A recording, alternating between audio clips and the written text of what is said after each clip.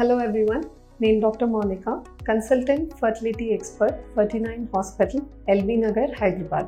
ఇవాళ నేను ఒబేసిటీ అంటే అధిక బరువు వల్ల లేడీస్లో ఎటువంటి ప్రాబ్లమ్స్ ఏర్పడచ్చు, అది ఇన్ రిలేషన్ టు ఇన్ఫర్టిలిటీ అంటే ప్రెగ్నెన్సీ పరంగా లేదా ప్రెగ్నెన్సీ వచ్చిన తర్వాత కానీ ఎటువంటి కాంప్లికేషన్స్ క్రియేట్ చేయొచ్చు అన్న దాని గురించి మాట్లాడతానండి.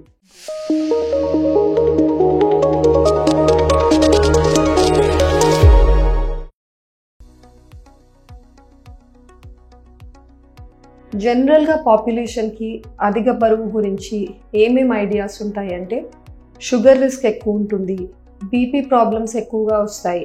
సో ఇటువంటివి వెరీ జనరలైజ్డ్ కండిషన్స్ అండి. అవి మగవాళ్ళలో కూడా రావచ్చు, ఆడవాళ్ళలో కూడా ఈ సేమ్ ప్రాబ్లమ్స్ క్రియేట్ అవ్వచ్చు. కానీ ఎక్స్క్లూజివ్గా లేడీస్లో ఎక్స్ట్రా కొన్ని కాంప్లికేషన్స్ దారి తీస్తాయి ఈ ఒబేసిటీ అన్న కండిషన్.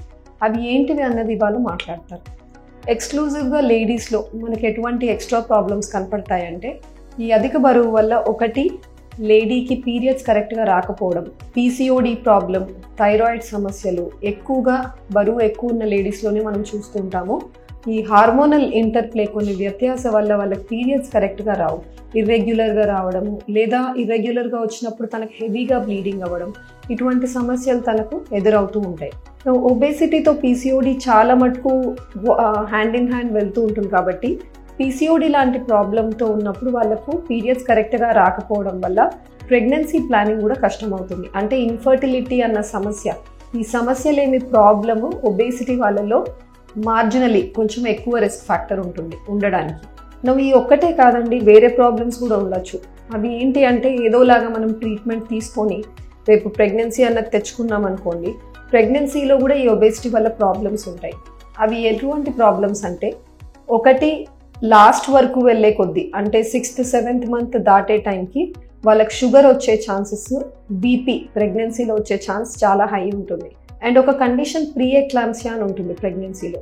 సో ఈ ప్రీ ఎక్లాంప్సియాలో ఏమవుతుందంటే బీపీ హై ఉండడమే కాకుండా తనకి యూరిన్లో ఎక్కువ ప్రోటీన్స్ లూజ్ అవుతూ ఉంటుంది.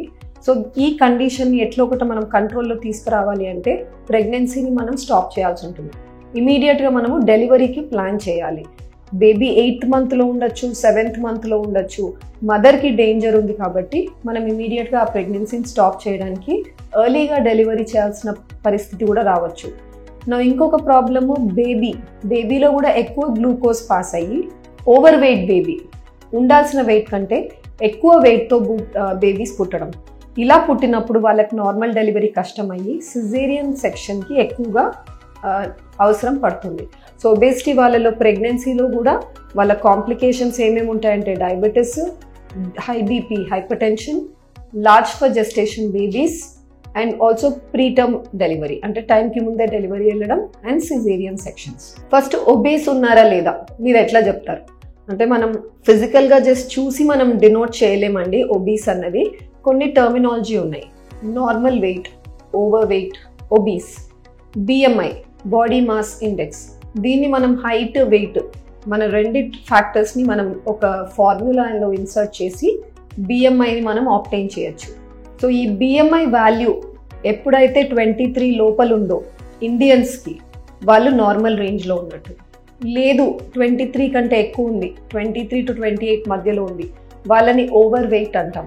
28 కంటే ఎక్కువ ఉంది, వాళ్ళని ఒబీస్ అంటాం. మన నంబర్స్ ఫారినర్స్తో కంపారిజన్లో వేరుగా ఉంటాయి. ఇప్పుడు అదే ఒక అమెరికన్ లేదా యూరోపియన్ని మీరు తీసుకుంటే సేమ్ నంబర్స్ వర్తించవండి. వాళ్ళకు బిఎంఐ 25 కంటే ఎక్కువ ఉంటే ఓవర్ వెయిట్ అండ్ 30 కంటే ఎక్కువ ఉంటే ఒబీస్ అని అంటాం.